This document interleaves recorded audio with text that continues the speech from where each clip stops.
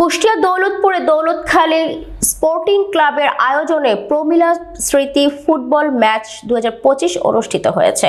সোমবার বিকালে দৌলতখালী ফুটবল মাঠে বিএনপি নেতা সরওয়ার জাহান সজলের সভাপতিত্বে ও মেহতাব উদ্দিনের বিপণের সঞ্চালনায় ফুটবল খেলার অংশগ্রহণ করেন রাজশাহী নর্থ বেঙ্গল নারী ফুটবল একাদশ ও খুলনা বিভাগীয় নারী ফুটবল একাদশ। এ সময় প্রধান অতিথি হিসেবে উপস্থিত ছিলেন দৌলতপুর জেলা বিএনপির আহ্বায়ক সাবেক সম্পদ সদস্য রেজা আহমেদ বাচ্চু মোল্লা।